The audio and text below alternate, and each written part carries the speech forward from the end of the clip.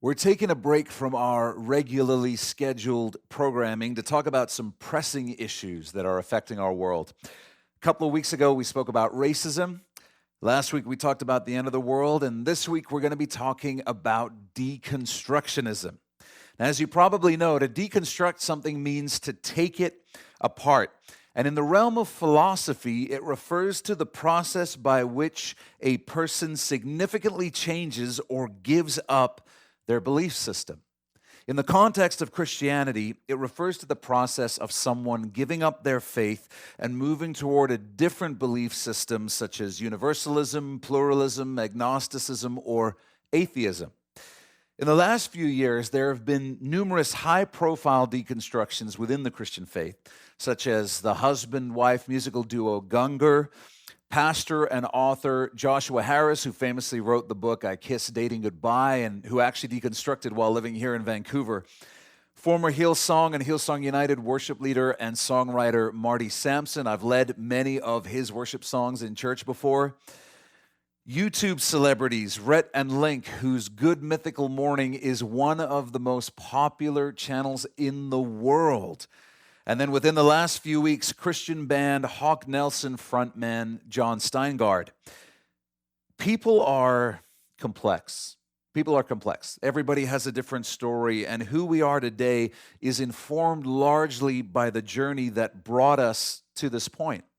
So it's impossible for me to address this subject with the appropriate nuance in just 1 week. What I can do is hopefully raise some important things for us to just think about and consider. So if you're watching this and you're in the process of wrestling with doubts about your faith, or if you've left your faith, please don't be offended if I speak in generalizations due to the time constraints of this medium. My goal is not to be dismissive of anybody's individual story or pain or journey or doubts, but I'm going to have to speak broadly in order just to get through this in the allotted time. So give me some grace with that, if you would. I think a logical place to start this discussion is with the question, why do people deconstruct? Why do they leave the Christian faith? How does that happen? What are the reasons? And when you get into people's stories, I think you'll find that the overwhelming majority of those who deconstruct will classify their reasons as intellectual. And under the umbrella of this term will come reasons like, there are too many things about Christianity that don't make sense. Christianity has been disproved by science and is therefore in conflict with science and progress. The evidence for the Bible being true is weak, or observable reality disproves the existence of a loving God as described by the Bible. At this point, I have to raise a point that I know some people are going to find offensive. There's no way around it. So I'm just going to ask that if you're offended, stick with me for the next 5 minutes so that you can at least hear my reasoning. Because if we're primarily concerned with truth, the question has to be, is this true? The question cannot be, is this offensive? Because there's no connection between whether or not something is offensive and whether or not something is true. There's no relationship between those two things. If we could make a pie chart that represented all of the adults in our country, and this pie chart represented the number of people who make major life decisions based on facts and logic, and the number of people who make those decisions based on other reasons and motivations, what do you think that pie chart would look like? What do you think it would look like? Do you think most people make their major life decisions based on facts and logic, or is it primarily driven by other things like emotional reasons, instant gratification, prestige, ease, the amount of change or training that would be required? What do you think? I think the percentage of people motivated by facts and logic would be much, much smaller than we think it would. My personality is an Enneagram type 1, and if you're not familiar with the Enneagram, it's a method of describing different personalities and their sort of default motivations. My personality is classified as a reformer, which means I have a fierce commitment to what I believe is right based upon my understanding of the facts. My default personality assumes that everybody wants to do the right thing. Everybody wants to do what's reasonable and logical, and the only reason they don't is because they don't know. They don't know the truth. They don't know the facts. So if I see something that is wrong or somebody behaving in a way that's not logical, my default personality is I want to help you by telling you the facts. And can I tell you from my experience being a reformer, most people are not primarily motivated by facts and logic. If we're friends and our friendship has come to an end, it's probably because I shared something with you that you didn't want to hear. My motivations were right. They were altruistic. I wanted good for you. I wanted good for your life. But my personality is just missing that filter that says, Jeff, even though this is true, they're not going to want to hear this.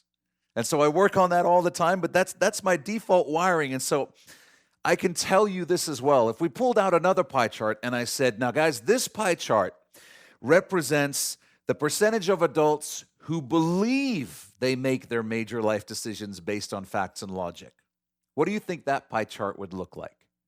I think we all know, don't we? It'd be one color because 100% of adults think that they make their major life decisions based on facts and logic, right? Everybody thinks they're reasonable. Everybody thinks they're logical. Everybody thinks they're rational. But we know that they're not. We know that's not the way that most people make their major life decisions. And to compound the problem, we find it incredibly offensive when someone suggests that perhaps we didn't make a decision based on facts and logic, don't we? The problem is obvious. Most people, most of the time, don't make major life decisions based on facts and logic. They make them based on other factors. But they believe that they make their decisions based on facts and logic, and they find the suggestion they don't highly offensive. So if I say something like, in my opinion, based on observation, 99% of people who deconstruct their Christian faith are not doing it for intellectual reasons, that's offensive, right? And so I want to propose that a good question for us to ask is, how can we reasonably determine if someone has left the faith for intellectual reasons or for some other reasons? What process can we come up with that will help us determine a person's reasons and motivations for departing the Christian faith? How would we do that? I suggest that we start by looking at their stated issues with the Christian faith. So let's look at what they say their reasons are for leaving the Christian faith, and let's evaluate a few different things. Firstly, do their questions have reasonable answers? Are there good answers to their questions? Secondly, how hard is it to find those reasonable answers? Thirdly, what is their response when those reasonable answers are presented to them? And then fourthly, connected to that third question, what does their response reveal about the current authority governing their life? In other words, what is their response to the information, to the reasonable data tell you about their motivation? Let me explain further. By way of example, when John Steingard posted his deconstruction announcement to Instagram, part of his post listed these issues that he had with Christianity. He said, if God is all-loving and all-powerful, why is there evil in the world? Can he not do anything about it? Does he choose not to? Is the evil in the world a result of his desire to give us free will? Okay, then, well, what about famine and disease and floods and all the suffering that isn't caused by humans and our free will? If God is loving, why does he send people to hell? Why does God seem so pissed off in most of the Old Testament, and then all of a sudden he's a loving father in the New Testament? Why does he say not to kill, but then instruct Israel to turn around and kill men and women and children to take the promised land? Why does God let Job suffer horrible things just to win a bet with Satan? Why does he tell Abraham to kill his son, more killing again, and then basically say, just kidding, that was a test? Why does Jesus have to die for our sins, more killing again? If God can do anything, can't he forgive without someone dying? I mean, my parents taught me to forgive people. Nobody dies in that scenario. And here's what hit me when I read John's post. Firstly, I know for a fact that all of those questions, all of those issues have reasonable, good answers. good explanations. And I actually know them all off the top of my head. I didn't even need to take a book off a shelf. I also know for a fact that if you Google any of those issues or questions, you're going to find those reasonable answers on the first page of search results. And so here's what that tells us. It tells us that there are many believers who don't know that good answers exist for the big questions about Christianity. When Marty Sampson posted his deconstruction to Instagram, he said, "How many preachers fall? Many. No one talks about it. How many miracles happen? Not many. No one talks about it. Why is the Bible so full of contradictions? No one talks about it. How can God be love yet send 4 billion people to a place all because they don't believe? No one talks about it." Now again, that's flat out untrue when Marty says that no one talks about it. There's an entire discipline, an entire field of study that merges philosophy and theology together for the express purpose of dealing with questions and challenges to the Christian faith. It's called apologetics, and the internet has tons of articles, research papers, videos, and messages that answer all these questions and many, many more than you could ever possibly think of.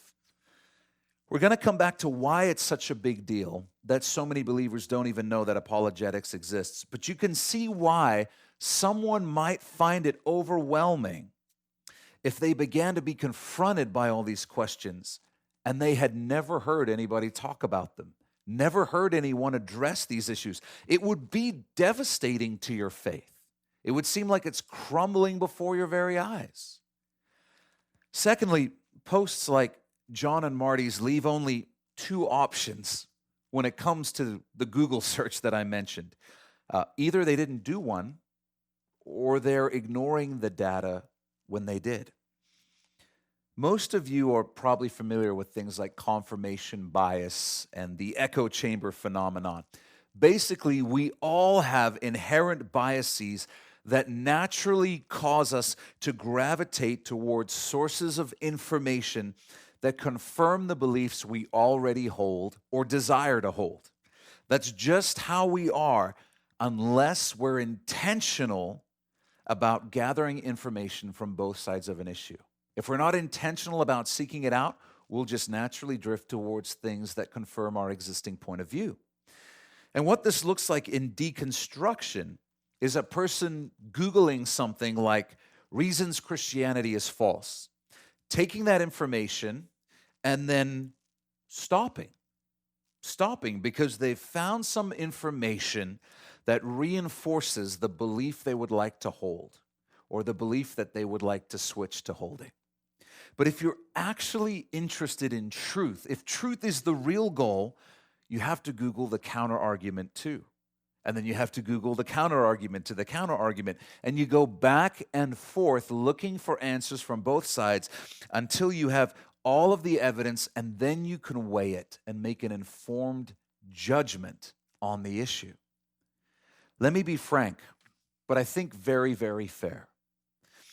If you are unwilling to put forth the effort to even do a Google search about your intellectual concerns with the Christian faith, then you cannot claim with any measure of integrity to be seeking truth. If you're not even willing to put forth the effort to do a Google search, you cannot claim to be seeking truth or on a journey, because the word seek is a verb. It means to look for something, to search for something. If the only searching you're doing is in your own mind, with your own thoughts, then you are not seeking truth in earnest. This is the only fill-in on your outline today. Write this down. Being a seeker of truth means actively seeking the truth. Let me say it again. Being a seeker of truth means actively seeking the truth through reading, research, examining the evidence on both sides, etc. It kills me when I talk to someone and they say, I'm on a spiritual journey, I'm a seeker. And I ask them, well, what are the core beliefs of Islam? What are the core beliefs of Judaism? What are the core teachings of Buddhism, Christianity? If you haven't even Googled the basic teachings of the world's biggest religions, I mean, how can you possibly claim to be seeking, actively looking for the truth? It just means you think about it in your own mind a little bit. Now, you're free to do what you want, but don't delude yourself. You're not actively seeking the truth unless you're actively seeking the truth. If you're willing to reconstruct your entire belief system without doing a Google search, I think it's fair, I think it's reasonable to suggest that perhaps you're being motivated by something other than intellectual issues. That's just the honest truth. It's a fair conclusion. If you have done a Google search, but you keep repeating talking points or issues with the Christian faith that the Google search gave you answers to, then the only explanation is that you're just ignoring the data. And that also serves as clear evidence that perhaps your motivation is not primarily intellectual. Perhaps there's something else going on. Again, that's a reasonable and fair conclusion. And that's the third question I suggested. What is the response when reasonable answers are presented? And I find this to be the most revealing of a person's motivations. Because when you present reasonable data, when you present a good answer and the person just says, and dismisses it rather than addressing the argument that it makes, again, it reveals that it's not the intellect that needs to be satisfied. There's another issue.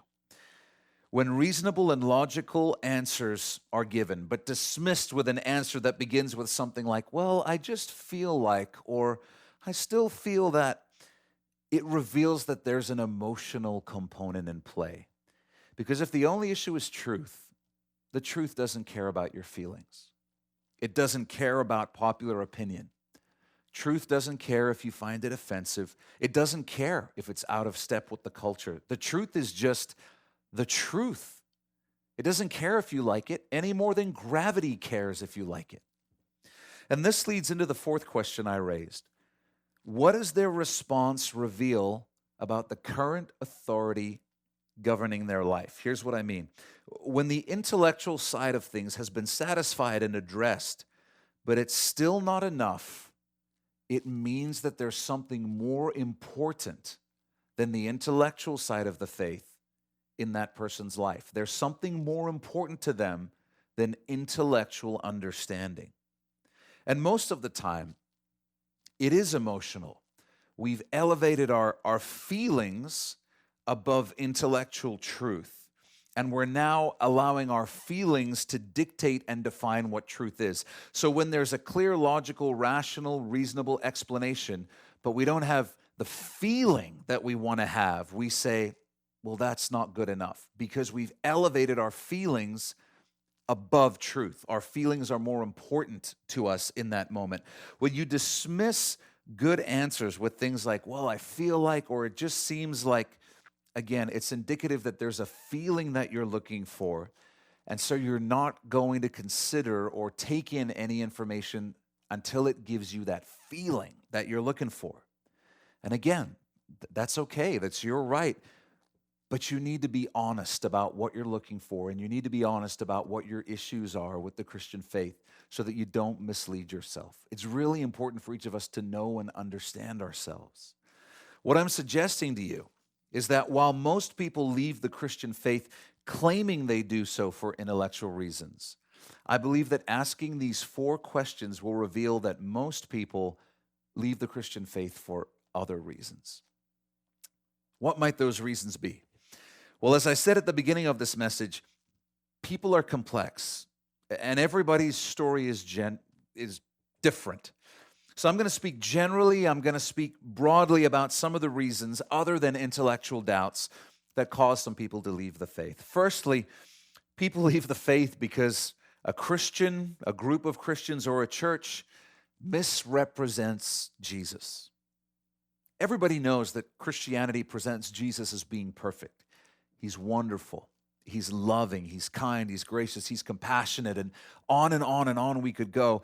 And most people know that Christians are meant to be like Jesus. The Bible is clear that the Holy Spirit is working in Christians all the time to try and make us more like Jesus. And that's why it can be so devastating when someone hurts you and they claim to be a Christian. Sometimes the damage is egregious. There are people who grew up being sexually abused by a father or a relative who went to church every Sunday. There are people who were abused in the church by church volunteers. In other cases, the hurt is not as egregious, but it's still extremely painful. It's hurtful words, it's manipulation, people not being there for you when you thought they would, not listening well when you needed someone to talk to. There are a million different ways that we're able to hurt one another. And in many cases, that hurt was so unexpected and so closely associated with the church and Christianity and Jesus that it all got lumped together and it all became repulsive to the person, causing them to naturally leave the faith because they've been hurt by something or someone that they consider so deeply connected to the faith. I want to say 3 quick things about this, if this has happened to you. Jesus said, "Not everyone who says to me, 'Lord, Lord,' shall enter the kingdom of heaven." And he talked a bunch of other times about the fact that not everyone who claims to follow God is actually following God. There are some people who do things that make you say, "I can't believe a Christian would do that." And sometimes Jesus says a Christian wouldn't do that. They're not a Christian, even though they claim to be. Always remember that anyone can do anything in the name of anyone. I could walk into a Tim Hortons, shoot a bunch of people, and claim that I'm doing it in your name. Does that mean that people should hate you? Does that mean it's your fault? Well, only if I had asked you to do that, right? But if I didn't, then they're just misrepresenting me. They're just misrepresenting you. You had nothing to do with what they did. So don't blame Jesus when people do things in his name or on his behalf that he never asked them to do. That's not fair, and you wouldn't want anyone to treat your reputation that way. Read his word, read the Bible, and discover for yourself what Jesus taught and how he instructed his followers to live. Then you can evaluate for yourself whether you actually agree or disagree with Jesus or whether people are misrepresenting Jesus. If we could get into a time machine, go back in time and visit Isaac Newton. Imagine we're there and we get to meet him and we find out that Isaac's a total jerk. He's just a giant, awful human being. Would it make any sense for us to then say, I no longer believe in gravity because Isaac Newton discovered it and he's a jerk. I don't like Isaac Newton. Well, of course not, because our belief in gravity is based on the merits of the argument for gravity. It's got nothing to do with whether or not we like Isaac Newton. It is equally nonsensical to abandon the Christian faith because you encountered some Christians who suck at being Christians. It makes no sense. Christianity should be evaluated on the merits of the arguments for it being true. Now, secondly, another reason people deconstruct is just because we don't like being at odds with our culture. We don't like it. It's not easy having a belief system that puts you in philosophical conflict with the lifestyles of so many, with the lifestyles of your neighbors, your friends, your coworkers. When it comes to sexual behavior, sexual identity, gender identity, and many other enormous issues, Christianity teaches a view that our culture directly opposes, placing us at odds with our culture. Now, add to that the increasing extremism and militancy in our culture surrounding those issues, and things get even more awkward. For the Christian, we're commanded to love our neighbors and even do good and pray for our enemies.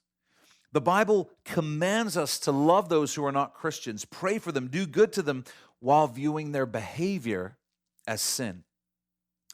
But in our culture today, that's still not enough. You're a bigot. You're a homophobe. you're transphobic. Being at odds with the culture today might cost your business significant opportunities. It might damage your prospects for career advancement. It might cause you to be ostracized from certain social circles. There is increasingly a real price to pay for not marching to the beat of society. And for some, this tension, these conflicts are just simply too much, and they leave the faith rather than be viewed negatively, rather than be in conflict with the culture. Or they come up with a new version of God that does fit with the values of the culture. Two quick thoughts on this. You know, Christianity and the Bible make the claim that God is perfect. The scriptures teach that God never changes because from the beginning he was perfect, so he doesn't need to change. He doesn't need to adapt. He doesn't need to revise himself. He can't engage in self-improvement because he is perfect from the beginning.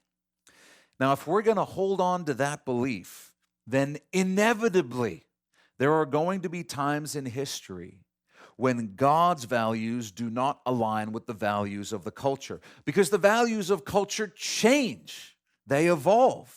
Now, if culture is changing and God is not changing, then there are going to be times of conflict between God's values and the culture's values. So think about this. If God's values were dictated by the culture's values, so if God's values changed, evolved to match the culture, then by definition, the culture would be God, because the culture would be a higher authority than God. It would be the one telling God how he needs to change. And if your God changes their values based upon the culture, I would argue that it's completely self-evident that your God is merely a mirror reflection of your culture. In other words, they're just a fabrication. They're something you've invented in their own mind because they're just a mirror of your own values. Secondly, when you remake God to fit your culture, or you abandon God's values in favor of the culture's values, you're making the assumption that whatever values are socially trendy right now, they are the best social values in existence. That's what you're actually claiming. You're assuming that we've never been more enlightened, more insightful, and more rational than we are right now. This is the peak. This is the absolute best of humanity. That is one heck of an assumption. That is one heck of an assumption. All you have to do to see the problem with that is take a look back at Nazi Germany. Most German citizens based their behavior and acceptance of the Third Reich on the assumption that the popular values of the culture at the time were the best social values in existence. What is good, what is right, what is true is not determined by popular vote. It is not determined by the culture. It is not determined by who is yelling their viewpoint the loudest. Truth is determined by examining the evidence and the arguments with a sober mind. For these reasons, I'm completely comfortable holding beliefs that do not conform to the current culture. And if we want to pursue truth with sincerity, we have to be more committed to the truth than we are to the approval of our culture and its current values. There's one more reason why I think people deconstruct. And I know that I'm not getting all the reasons. I'm just trying to hit a few primary ones. But this reason is, I think, the most important. One of the heaviest verses in the Bible is found in the 3rd chapter of John, where John writes this. It's on your outlines. He says, "And this is the condemnation, that the light has come into the world, and men love darkness rather than light, because their deeds were evil. For everyone practicing evil hates the light and does not come to the light, lest his deeds should be exposed." So what John is saying is, he's saying, listen, guys, at the end of the day, the reason people don't choose to follow Jesus is because we love our sin and we don't want to give it up. Now, you might find that offensive, but John's telling the truth. At the end of the day, we want to live our lives in a way that is incompatible with the teachings of Jesus. I have a friend who I spent hours and hours talking with about Jesus. We did Bible studies, we prayed together. She listened to hours and hours of messages that I've taught, and she loved all of it. But when I asked her what was holding her back from taking that next step of giving her life to Jesus, she told me plainly that she simply wasn't ready to make the changes in her life that she would need to in order to follow Jesus. And Jesus is very clear in the Bible about what it means to follow him. It means that he becomes your God. He becomes your master, your Lord. He calls the shots in your life, and his opinion becomes the only one that matters. Yours becomes irrelevant. That's what it means to follow Jesus. And for a lot of people, they're simply not interested in that deal. There are things they love that Jesus would call them to give up, and they don't want to do it. That's what John is talking about when he said, men loved darkness rather than light. If you're wrestling with your faith, if you have doubts, if you're deconstructing, I want to encourage you to honestly answer those 4 questions I raised and evaluate yourself. Determine what the real reasons are that are motivating your movement away from Christianity. Because no matter what, like I said, it is incredibly important that each of us know ourselves, that we understand what's driving us, what's motivating us, and what are the issues that we need to confront within ourselves, that we need to wrestle with. There's one observation I didn't really have a spot for, but I really wanted to share, so I'm going to do it. One of the things I hear people sharing a lot during their deconstruction goes something like this. They'll say, everybody believes they're right, so how can we possibly say that one view is right and another is wrong? I mean, everybody has different experiences and interprets things differently. Everybody says that they have evidence, they have good reasons. So, I mean, everyone essentially just believes what they want to believe. And the idea behind this type of thinking is subjective personal experience. It's the idea that my personal experiences should be allowed to determine what is true. And your personal experiences are all you need to determine what is true for you. That's why in our culture we call this my truth. I'm going to speak my truth. I'm glad you found your truth. This idea is so appealing because it allows us to believe that all views, all religions, all spiritual belief systems and cultures are equal, which is super politically correct and helps us avoid conflicting beliefs with our culture because we get to say, everybody's right. Everybody's right. The problem is that this idea is total nonsense. Again, stick with me if you're offended.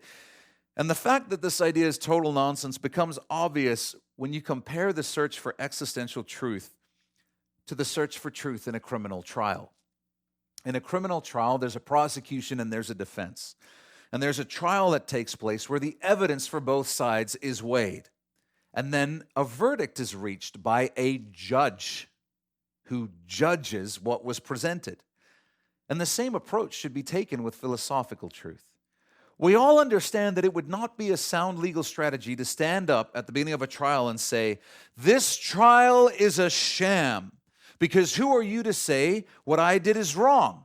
It was right to me. And who are you to even say that it happened? You have your perspective, I have mine. We both have different views, we both have different feelings from our different perspectives, and they're both equally valid, so they're both true. I can be guilty and not guilty at the same time, so nothing should really happen to me. Now, we all know what would happen. The judge would bang his gavel, he'd tell you to shut up, and explain that the evidence will be examined and the truth will be determined based upon the evidence because both sides cannot be simultaneously telling the truth. Right? That's what would happen in a criminal trial. Hear me on this. The claims of the world's religions are not mutually compatible. Specifically, the claims of Christianity are not compatible with any other religion or belief system. They cannot both be true at the same time. And so what do we need to do? The same thing we do in a criminal case. Weigh the evidence from both sides, judge it, and reach a verdict based on the evidence. So this whole idea that we can't know because everyone believes what they believe is true, this is nonsense. It does not mean that we cannot evaluate the evidence. That's exactly what we should do. Now, we've talked about the primary motivations behind deconstruction, and now I want to talk about ways that people can be set up for future deconstruction. So if these things are present in a person's life, I think the odds of them deconstructing in the future are significant. So let's work through these, and I'll say a little bit about each thing as we go. I try to put them all on your outlines. Firstly, the false teaching, so sermons, messages, Bible studies, etc., the false teaching that a blessed life is an easy life. In other words, there are people who teach, hey, if you put your faith in Jesus, life's going to be easy. You're not going to experience pain, disappointment, sickness. You're not going to experience job loss because everything you do is going to be blessed.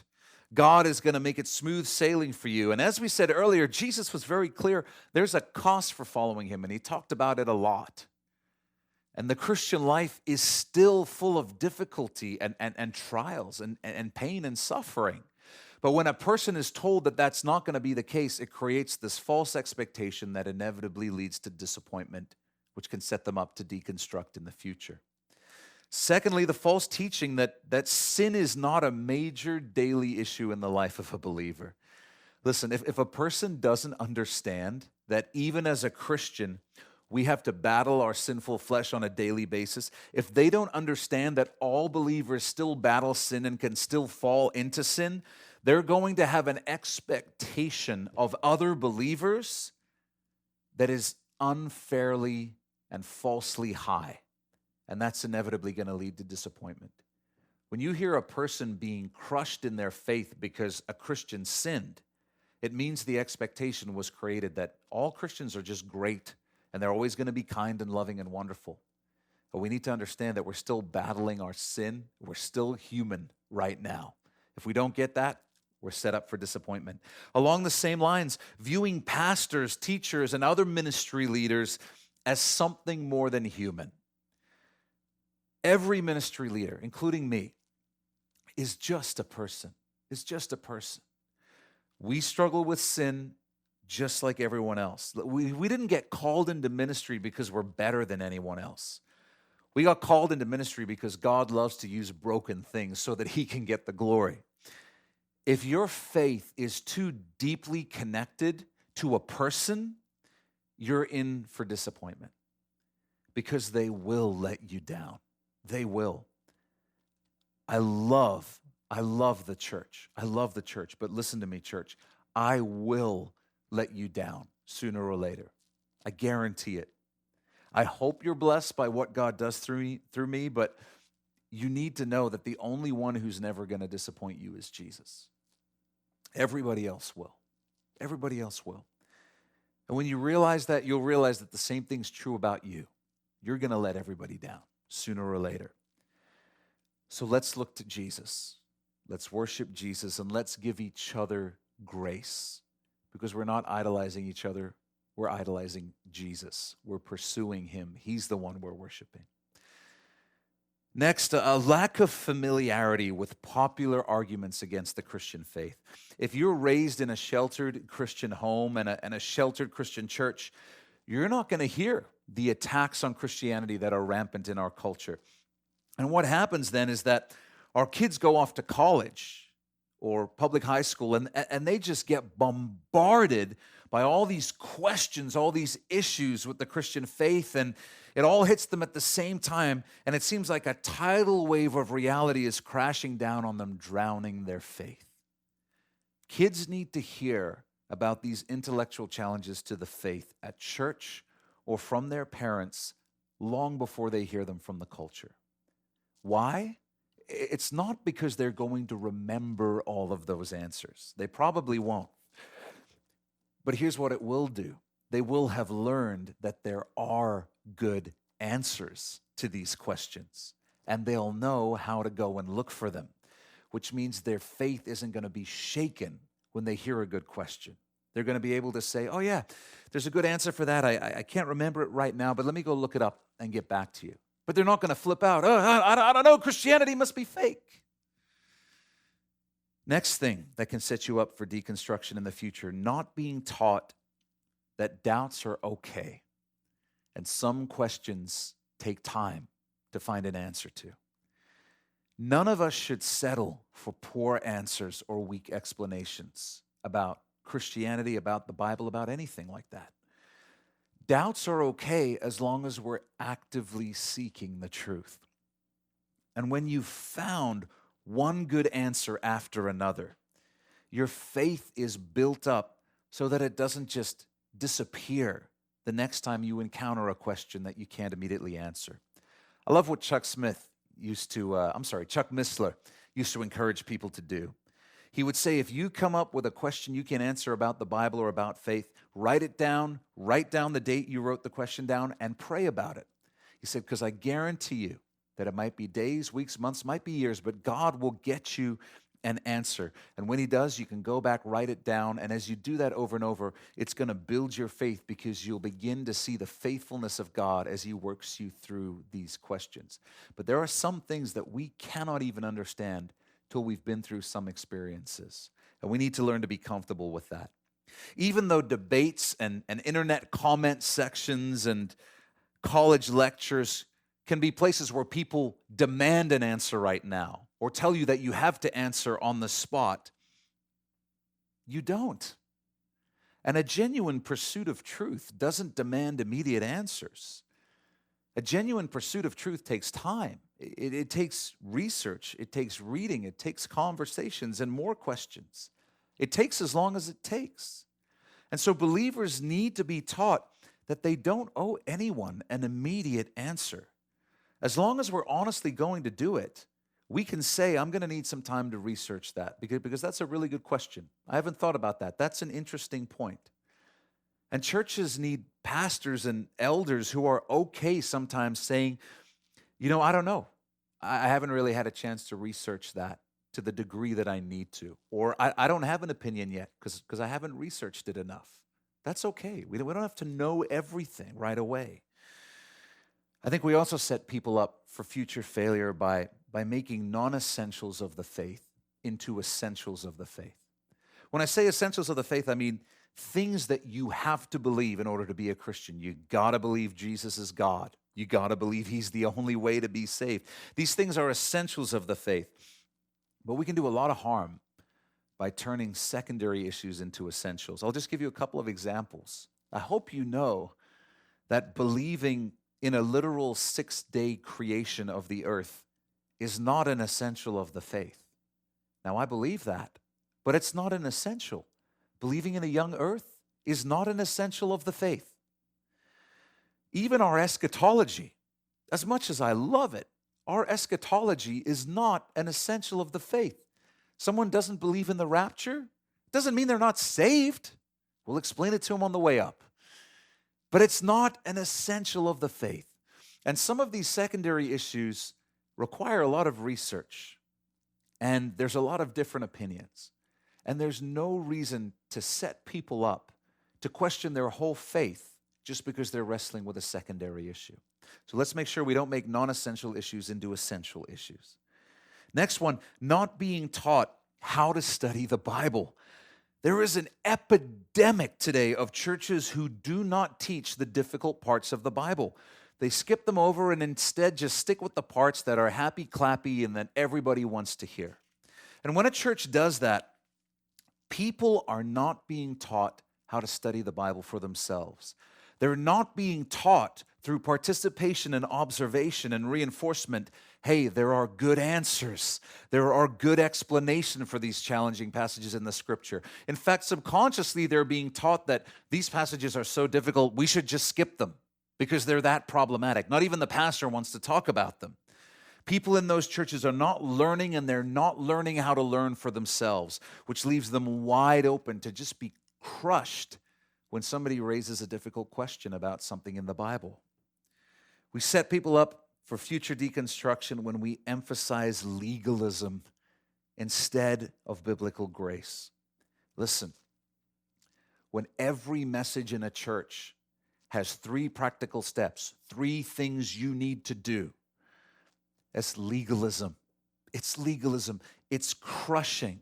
It's a works-based gospel that the Apostle Paul called no gospel at all. Because it's do. You must do this. Here's some more stuff to do. Do this, do this, do this, do this, do this. But the gospel says it's done. It's done. We need that true gospel that focuses on what Jesus has done for us in our hopeless state and what the blood of Jesus continues to do for us every day. He didn't save us and then say, now do good works to keep your salvation. That's not the gospel. Believers need to understand that God's love for us does not change based upon our behavior. He does not love us because of anything we do or don't do. He loves us because of who He is and because He has made us His children. He loves us because of that relationship that He has brought us into. And the way we live our life is a response to that incredible grace. But legalism is crushing. It's crushing and it's sneaky. And it's in a lot of churches and a lot of messages today. I didn't fit this one on your outline because I thought of it at the last minute, but it's really important, so scribble it in there for yourself. Raising our children to believe that sin isn't fun. Man, if you want to set your kids up, teach them that sin isn't fun, and that's why they shouldn't do it. The Bible is clear that sin is pleasurable for a season, but it's not fulfilling over the long haul. When we tell our kids that sin isn't fun, what do we think is going to happen when they find out that it is? They're going to want to do it more, and they're going to wonder why we lied to them, and they're going to wonder what else we lied to them about. And then lastly, the false teaching that feelings and emotions are reliable indicators of truth. Jeremiah 17:9 declares, the heart is deceitful above all things and desperately wicked. But we live in a culture that says, follow your heart, trust your heart.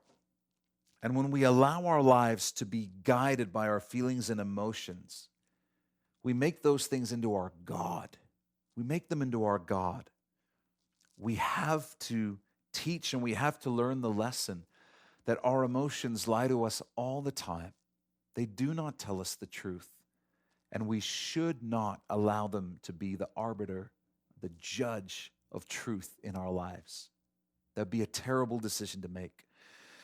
A very simple recommendation is that you study apologetics. Read some books. Listen to some podcasts. I've put some links at the end of the outline that are worth checking out. Stretch yourself. Grow your understanding. Grow your vocabulary.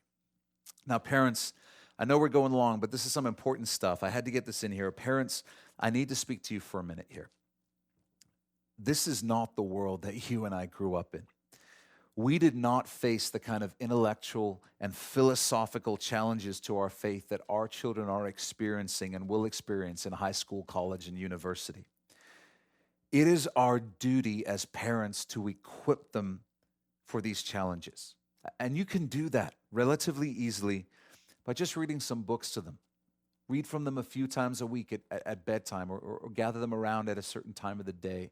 Some of the authors that I put at the outline write some books specifically aimed at kids. Elisa Childers, J. Warner Wallace have books targeted at children. Pick some up, read them to your kids. And here's the great thing. Because they're children's books, adults can easily understand them too. And so they're great resources. You're going to learn a whole bunch from them. When there's a question that you should ask and you get that feeling, stop and ask it. When there's something that needs to be explained or a word, stop and explain it. If your kids ask a question and you don't know the answer, go research it. Go learn something. They're going to learn it too. Now, secondly, for parents, let me say this. You know, I used to have the opinion that most pastors have, which is like, hey, churches are, different strokes for different folks. It's all good, all wonderful, all part of the family of God. Where you go doesn't really matter, but that's not where I'm at. That's not where I'm at anymore as a pastor. If you're a parent, it is no longer okay, in my opinion, to go to whatever church your kids like, or whatever church you just feel comfortable in.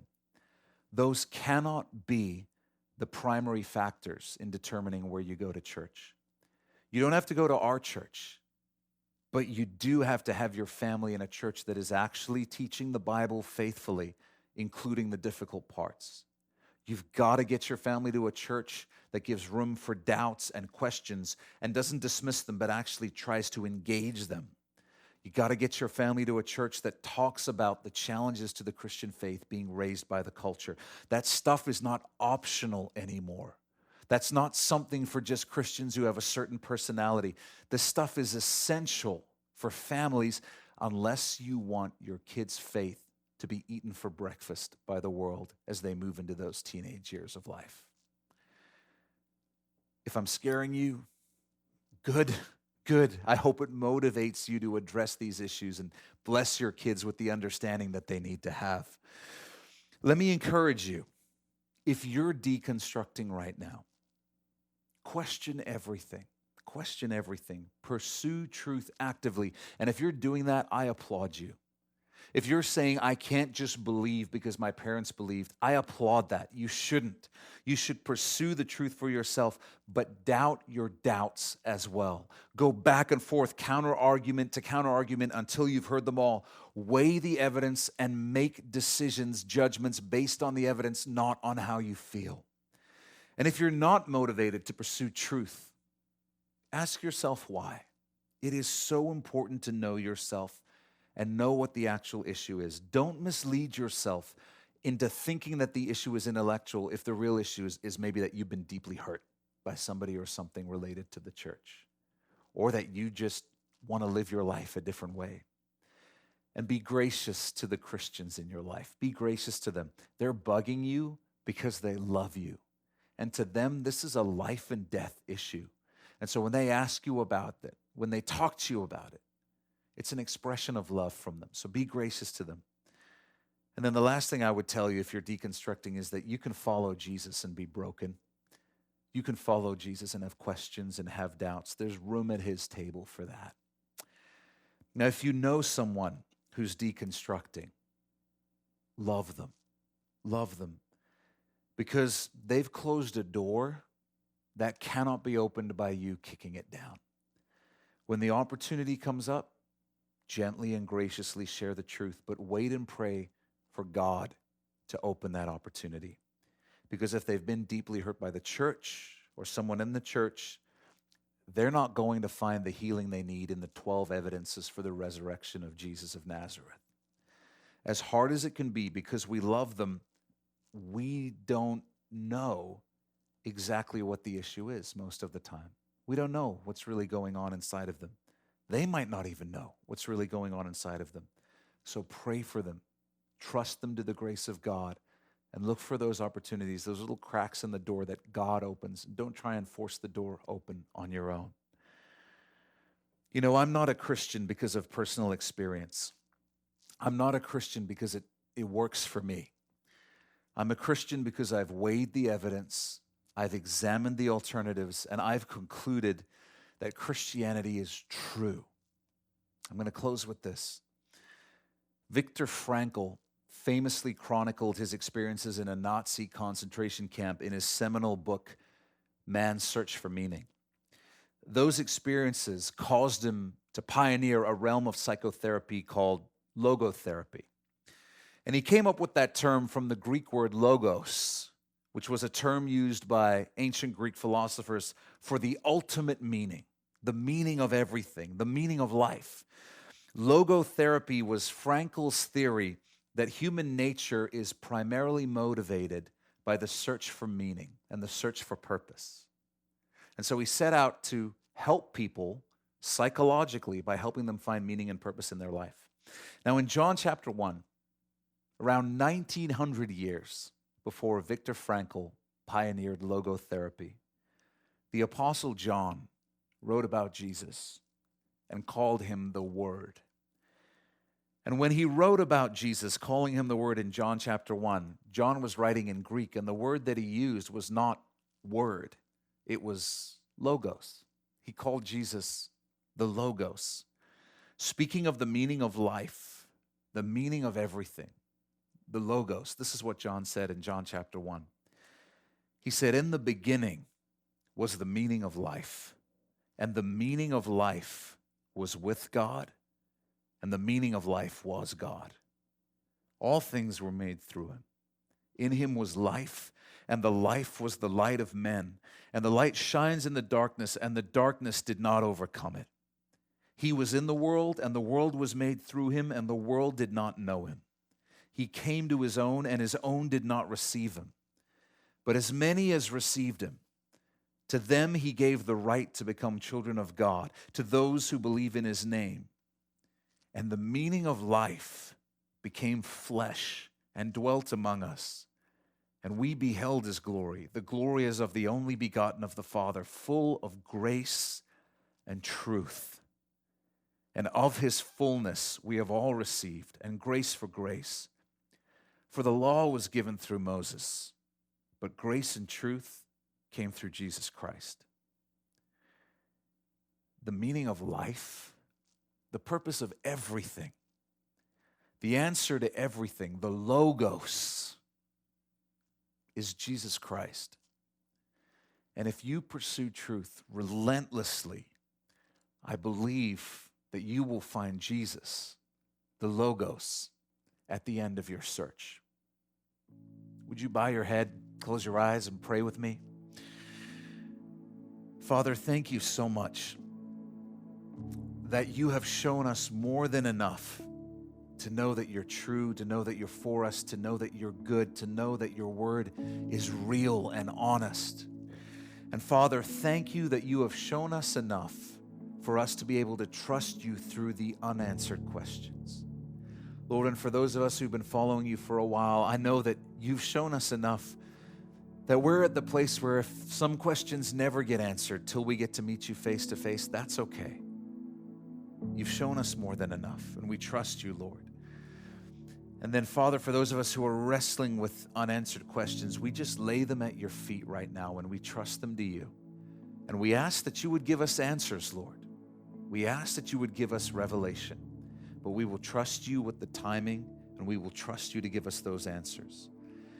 And then, Lord, we pray for those who are doubting, for those who are seeking.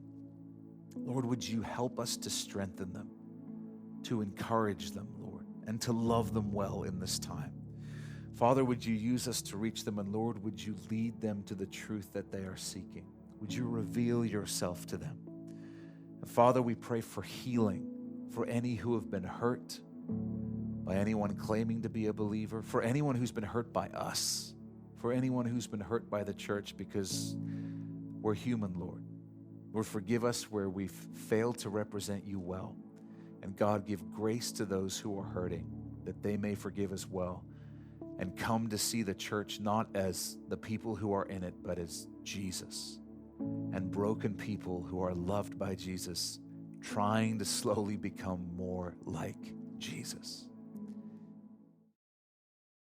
Thanks for being with us for this message. It's such a joy to know that you're out there growing in your knowledge, understanding, and love of the Lord along with us. Hey, I want to tell you just about a few things that I think might help you grow even more in your relationship with Jesus. We're doing online services right now, and we'd love to have you participate in those. You can invite some people to come over and watch with you in your home. We have worship, and then we get into our weekly Bible study and time of prayer. And you can find out all about that on the website at MYNEWHOPE.CA/online. If you've never given your life to Jesus, you need to stop whatever you're doing right now and go to MYNEWHOPE.CA/gospel. We've got a video on there, some information, and a form to fill out. It's going to be the greatest information that you ever receive in your life. So do not miss that. Stop whatever you're doing and do that right now.